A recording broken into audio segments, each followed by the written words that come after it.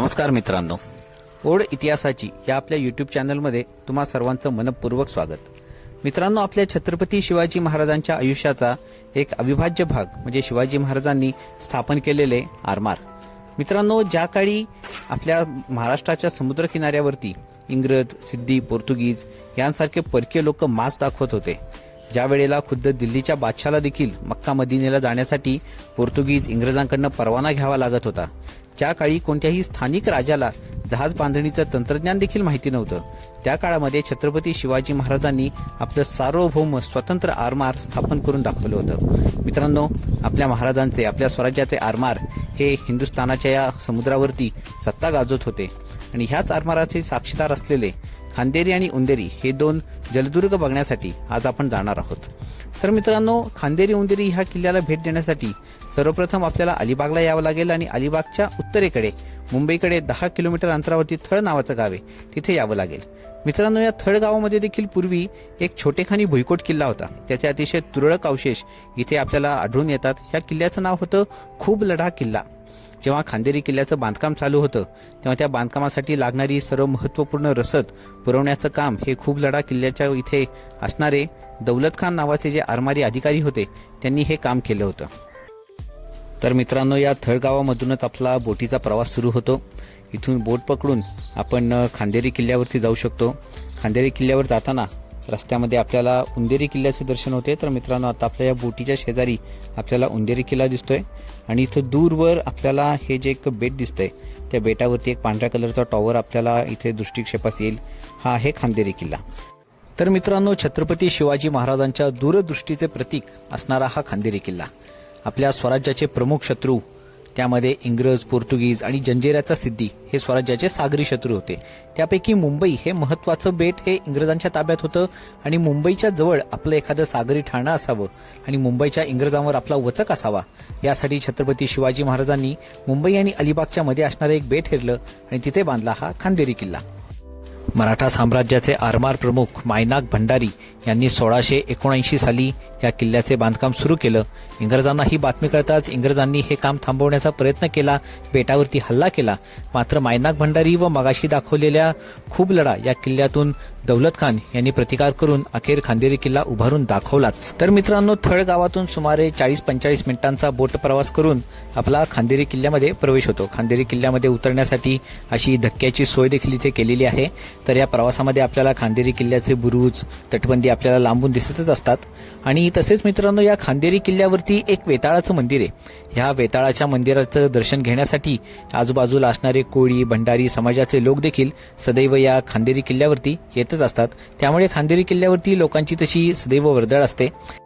आपल्या मराठा आरमाराला खऱ्या अर्थाने सुवर्णकाळ प्राप्त करून देणारे सरखेल कान्होजी आंग्रे यांचं नाव या बेटाला दिलं आहे, तसा नामफलक आपल्याला इथे दिसतो। तसेच त्याच्या शेजारी खांदेरी किल्ल्याचा नकाशा देखील आहे।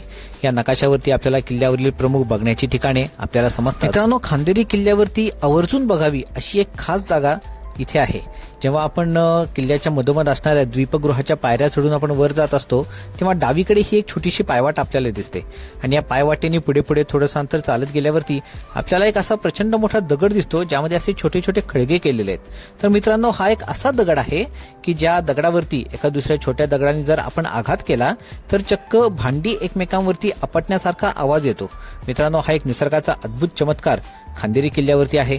किल्ल्यावरती येणाऱ्या प्रत्येक पर्यटकांनी, प्रत्येक दुर्गप्रेमींनी हा चमत्कार अवश्य बघावा। तर आता याच्याबद्दल आपण थोडक्यात माहिती घेऊयात। नमस्कार मित्रांनो, तर अशा पद्धतीनं आपण छत्रपती शिवाजी महाराजांनी निर्मिलेल्या या खांदेरी किल्ल्यावर आलो आहोत। मित्रांनो, या किल्ल्यावरती तुम्हाला एक अतिशय वेगळा असा एक शास्त्रीय प्रयोग किंवा एक शास्त्रीय उदाहरण तुम्हाला इथे बघायला मिळेल। मित्रांनो, खांदेरी किल्ल्यावरती एक अशा प्रकारचा दगड आहे की ज्या दगडावरती दुसऱ्या दगडांनी आघात केला तर चक्कपैकी भांड्यांना आपटल्यावरती जसा आवाज होतो तसा आवाज तुम्हाला ऐकू येईल। मित्रांनो, याच्या मागचं शास्त्रीय कारण असं की या दगडामध्ये लोह म्हणजे ज्याला आपण आयन म्हणतो त्याचं प्रमाण जरा जास्त प्रमाणात आहे, त्यामुळे त्याला दगडावरती दगड आपटल्यावरती भांड्यांनी आपटल्यासारखा आवाज येतो।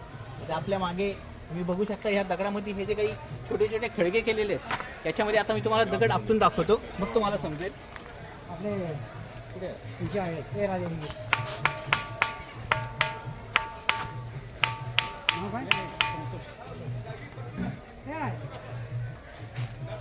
तर मित्रांनो, असे दगड आपल्या महाराष्ट्रामध्ये इतरही काही ठिकाणी आहेत. आपल्या जुन्नर तालुक्यामध्ये देखील एक गाव आहे, तिथे देखील अशा प्रकारचा दगड आढळतो. तसेच त्यापैकी एक म्हणजे खांदेरी किल्ल्यावरती तुम्हाला एक असा अद्भुत असा एक निसर्गाचा एक चमत्कार तुम्हाला बघायला मिळेल. त्यामुळे खांदेरी किल्ल्यावरती आल्यावरती थोडं आडबाजूला थोडं झाडीमध्ये असणाऱ्या या जागेला तुम्ही अवश्य भेट द्या, हीच विनंती. तर मित्रांनो, हा निसर्गाचा चमत्कार बघितल्यानंतर आता आपण विज्ञानाच्या चमत्काराकडे जाऊयात. म्हणजे खांदेरी किल्ल्यामध्ये असणारे द्वीपगृह. ह्या पायऱ्या चढून आपण द्वीपगृहाकडे आपण मार्गस्थ होऊयात.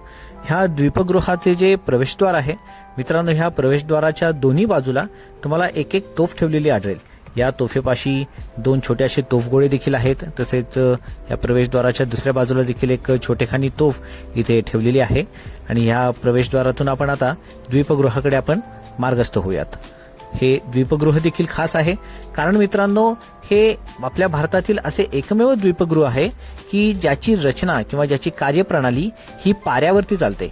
पारा म्हणजेच मर्क्युरी हा जो एक धातू आहे, एकमेव धातू जो द्रव स्वरूपात आहे, ह्या पाऱ्यावरती चालणारं हे एक द्वीपगृह आहे. द्वीपगृहाच्या आतल्या बाजूनी अशी गोलाकार सर्पिलाकार अशा पायऱ्यांचा मार्ग केलेला आहे. या पायऱ्यांच्या मार्गाने आपण या द्वीपगृहाच्या सर्वोच्च ठिकाणी आपण वरती जाऊ शकतो. मित्रांनो, इथे अतिशय नॉमिनल म्हणजे अगदी 10 रुपये असे एंट्री फी इथे आहे. ते एंट्री फी देऊन तिकीट काढून आपण या द्वीपगृहाला आतमधून बघू शकतो. त्याची कार्यप्रणाली काय आहे हे आपण जाणून घेऊ शकतो. वरच्या बाजूनी आपल्याला अथांग समुद्राचे दर्शन होते. अतिशय सुंदर असं हे ठिकाण आपल्याला आपण अवश्य बघावे. लांबूनच आपल्याला उंदेरी किल्ल्याचं देखील दर्शन होतं. या द्वीपगृहाच्या सर्वोच्च टोकावरून आपल्याला खांदेरी किल्ल्याचा जो प्रचंड मोठा विस्तार आहे तो विस्तार आपल्या नजरेस येतो. खांदेरी किल्ल्यावरती असणारे दुर्गावशेष, तसेच काही जी नव्याने जी बांधकामे केलेली आहेत ती सर्व बांधकामे आपल्या नजरेस येतात. किल्ल्याचा पुरातन तट जो आहे, तटबंदी, किल्ल्याच्या बुरुजांवरती असणाऱ्या तोफा, हे सर्व काही आपण वरच्या बाजूने म्हणजे द्वीपगृहाच्या इथून आपण बघू शकता.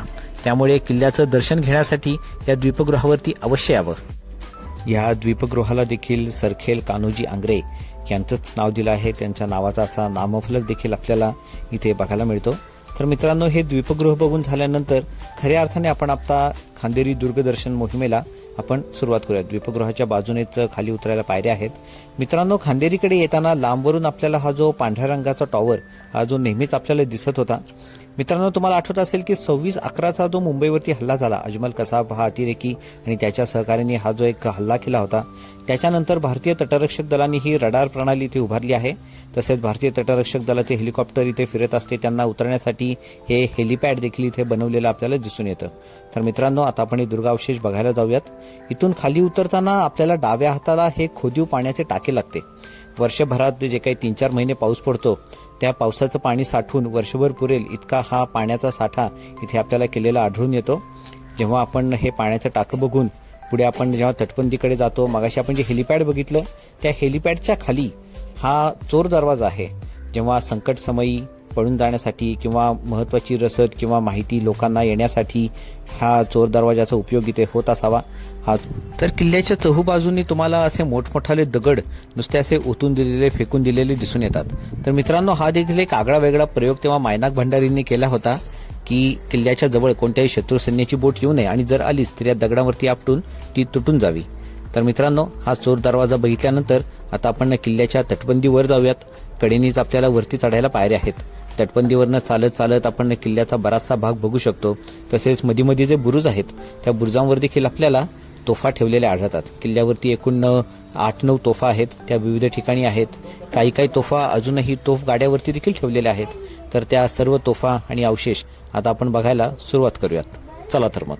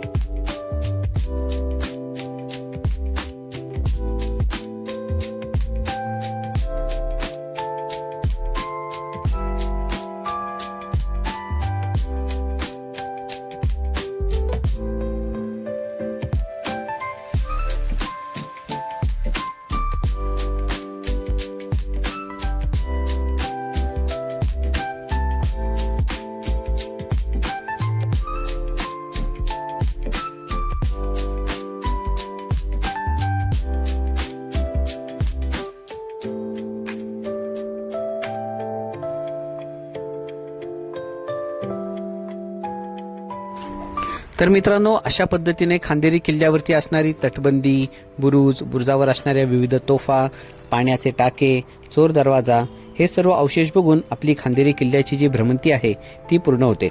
आणि मित्रांनो, हेच आहे खांदेरी किल्ल्यावरती असणारे वेताळ देवाचे मंदिर. याच देवाच्या दर्शनासाठी विविध आगरी, कोळी, भंडारी समाजाचे लोक हे नेहमीच खांदेरी किल्ल्यावरती येत असतात. त्यामुळे खांदेरी किल्ल्यावरती नेहमीच लोकांची वर्दळ असते. तर मित्रांनो, अशा पद्धतीने खांदेरी किल्ल्याचे सर्व दुर्गावशेष बघून, खांदेरी किल्ल्याचं ऐतिहासिक महत्त्व जाणून घेऊन आता आपण निघूयात उंदेरी किल्ल्याकडे. मित्रांनो, खांदेरी किल्ल्यावरनं आपला बोट प्रवास सुरू होऊन सुमारे 20-25 मिनिटांमध्ये आपण उंदेरी किल्ल्यावरती पोहोचतो. या संपूर्ण प्रवासामध्ये खांदेरी किल्ला आपली पाठराखण करतच असतो. तर मित्रांनो, 1680 साली छत्रपती शिवाजी महाराजांचे निधन झाल्यानंतर जंजिऱ्याच्या सिद्धींनी या उंदेरीच्या बेटाचा ताबा घेतला आणि उंदेरीच्या ह्या बेटावरती आपला हा उंदेरी किल्ला बांधला. जसे जसे आपण किल्ल्याच्या जवळ जातो तसे तसे किल्ल्याची तटबंदी, बुरुज आपल्या दृष्टिक्षेपास येतात. खांदेरी किल्ल्याप्रमाणे उंदेरी किल्ल्याला मात्र बोट थांबवण्यासाठी जेट्टीची अशी सोय नाही आहे. त्यामुळे काहीशी कसरत करत आपल्याला उंदेरी किल्ल्यावरती जावं लागतं. आणि मित्रांनो, हेच आहे उंदेरी किल्ल्याचे प्रवेशद्वार. या प्रवेशद्वारामधून आता आपला किल्ल्यामध्ये प्रवेश होईल. तर मित्रांनो, आदरणीय दुर्गमहर्षी प्रमोद मांडे यांनी स्थापन केलेल्या गड किल्ले सेवा समिती या संस्थेचे अध्यक्ष माननीय निलेश गावडे यांच्या तोंडून आता आपण या खांदेरी उंदेरी किल्ल्याचा इतिहास व या संस्थेने केलेलं या गड संवर्धनासाठीचं कार्य याची आता आपण थोडक्यात माहिती घेऊयात.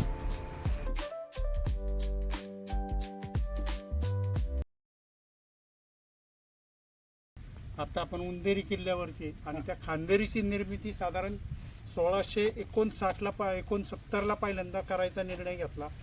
त्यावेळेस तिथं पाण्याची विहीर किंवा पाण्याची काही ठाव ठिकाणं न लागल्यामुळे ते काम थांबवलं महाराजांनी. आणि मग नंतर परत 10 वर्षांनी म्हणजे 1679 साली महाराजांनी तो किल्ला बांधायला घेतला. मायनाक भंडारीला ती जबाबदारी दिली. मायनाक भंडारी म्हणजे उत्तम तांडेल, खलाशी येतो चांगला. आणि तो यापूर्वी तांडेल म्हणजे नौकानयन करणारा किंवा आता जो होड्या समुद्रात नेतात त्याचा ठाव ठिकाणा माहिती असतो. आणि त्या भंडारी समाजाकडे एक वेगळी कामं असायची की बाबा मोठमोठी जी जहाजं असायची त्याच्या टॉपवर उभं राहून त्या नौकेला जाण्यासाठीचे मार्ग दिशादर्शन करणे असं त्या भंडारी समाजाचं काम आहे. आपल्या महाराष्ट्रात खूप मोठा भंडारी समाज आहे, मोठी युनिटी आहे त्यांची. कोळ्यांची पण खूप मोठी युनिटी आहे, पण कोळ्यांपेक्षा भंडारी लोकांनी त्यावेळेस महाराजांना खूप मदत केली, कोळ्यांनीही मदत केली. आपल्याला त्यांना आठवण करून द्यायला लागते की अरे तुमचे पूर्वज हे काम करत होते. आणि म्हणून मग आपल्याला संघर्ष करून पद्मदुर्ग झालं, खांदेरी झालं, सर्जेकोट झालं, हे किल्ले ओपन झाले सर्वसामान्यांसाठी. तर त्याच्या मागे वेगळी स्टोरी येते. आज उंदेरीवरती आपण आलोय. उंदेरी किल्ल्याचा हा जेट्टीचा भाग आहे. तुम्ही बघितले नॅचरल कंडिशनची जेट्टी, त्याला कुठलीही सिमेंटीकरण करावं, टेंडर काढावं लागत नाही. त्याच्यामुळे ही जेट्टी ज्यावेळेस सिद्धीने बांधली तशीच आजही वापरत. आता याचं रिझन पण असं आहे की याच्यावरतून तोफा सहजगतीने आणता याव्यात. त्याच्यामुळे हे उताराचं हे ठेवलेलं आहे त्यांनी. याच्यावरचा जो तट आहे सगळा आपण मगाचपासून मागाशी पाहिला, आता पाहिला, याला कुठेही सिमेंटिंग नाही, खांदेरीलाही नाही, ह्यालाही नाही. हा सगळा रचीव तट आहे. त्याचं कारण असं की ज्यावेळेस भरती चालू होती त्यावेळेस प्रचंड मोठ्या लाटा याच्यावरती आदळतात आणि या सगळ्या ह्याच्यामध्ये त्या लाटांच्या ह्याच्यामध्ये दगडांची मोठ्या प्रमाणात झीज होती. तुलनेने पद्मदुर्गपेक्षा या दगडांची झीज कमी आहे, कारण हा हार्ड बॅसॉल्ट प्रकारचा दगड आहे. ज्यावेळेस आपण किल्ल्यांवरती जातो तर आपण अजेंडा आपला नेहमी प्रत्येक गोष्ट समजून सांगायचा प्रयत्न असतो आपला, की त्यातनं जेवढं सांगता येईल आपल्याला. मुख्यत्वे करून स्थापत्य किल्ल्याचं समजावं. आज आपल्याला सहजासहजी जाता येतं, पण ज्यावेळेस हे कामं केली गेली तर त्याच्यामागे खूप मोठी अनेक युद्ध घडलेली आहेत. अनेक पूर्वज आपले जे होते ह्याच्यामध्ये सहभागी, त्यांचा बळी गेलेला आहे. कुणाचा स्वतःहून काहींनी जबाबदारी घेऊन काही गोष्टी पार पाडलेल्या आहेत. मग तुमच्या आमच्या सगळ्यातलेच आलेले आहेत सोबत.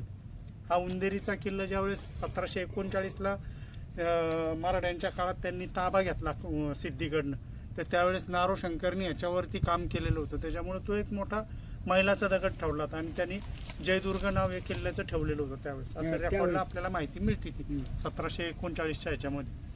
आता ह्या किल्ल्याचं बांधकाम जर तुम्ही पाहिलं तर एंट्रन्सलाच बघा पहिले 2 मिनार दिसतात, ज्यांनी पद्मदुर्गाच्या जवळच्या किंवा मुरुडच्या जवळ असलेलं खोराबांद्राच्या वरच्या बाजूला एक गाव आहे, मुरुडच्या वरच्या बाजूला, त्याचं नाव आहे खोकरी. आणि त्या खोकरीला त्या जंजिऱ्याच्या सिद्धीपैकी सिद्धी कासम नावाचा एक सिद्धी होता, त्याचं स्मारक त्यांनी त्याच्या हाय ती बनवलेलं होतं ते आजही पाहायला मिळतं. त्याच्या घुमटाचा आकार जसा आहे तसा आकार याचा आहे बघा वरती. हा. तर त्याचं काम जर तुम्ही पाहिलं तर याच्यामध्ये एकच दगड जर यातला काढला तर सगळं ढासळेल बरं का. त्यामध्ये एक लॉकची दगड टाकलेला आहे. तो लॉकचा दगड बघा तो व्यवस्थित सेंटरला आहे बघा. तो दगड काढला की सगळं पाडणार बऱ्यापैकी. हैदर म्हणतात ना त्याला, हैदर म्हणतात ना त्याला, ते त्यांच्या ह्याच्यात हैदर म्हणतात, फारसी शब्द आहे. अच्छा. त्याच्या आतमध्ये जेवढी कामं केलेली आहेत त्यांनी दगडाच्या त्या चौकटीची बऱ्यापैकी अशा सिस्टीमची जी घाई गडबडीत केलेली. आणि त्यांनी सुद्धा जसा तो खांदेरी किल्ला 8 महिन्यात त्यांनी तट उभा केला होता मायनाक भंडारींनी, तसं ह्यांनी अवघ्या 8 महिन्यातच हा किल्ल्याचा तट उभा केलेला होता. त्याच्यावरती बऱ्याचशा गोष्टी पाहण्यासारख्या आहेत. इथं वरच्या भागामध्ये 2 विहिरी आहेत पाण्याच्या. पावसाचं पाणी त्याच्यावर साठवलं जातं आणि ते पाणी नंतर वापरात करता येतं. अशा 2 विहिरी आहेत. आंग्र्यांकडे जसा याचा ताबा आला तसं त्यांनी याच्यावरती बरीचशी कामं केली आणि तो किल्ला राहण्यायोग्य म्हणा किंवा लढवण्यायोग्य केला. नंतरच्या काळात परत हा किल्ला सिद्धीचं युद्ध झालं त्याच्यामध्ये त्यांच्याकडे गेला. नंतर आपल्याकडे तोपर्यंत सत्ता पालट झाली आणि 1818ला मात्र हा किल्ला परत इंग्रजांकडे गेला. त्यांनी त्याचा ताबा परत आंग्र्यांकडे दिला आणि मग नंतर काही दिवस इथं आंग्र्यांची अनेक कुटुंबं राहिली होती. त्याच्यापैकी काही त्यांच्या स्त्रियांची स्मारकं सुद्धा आपल्याला वृंदावन स्वरूपात दिसतात.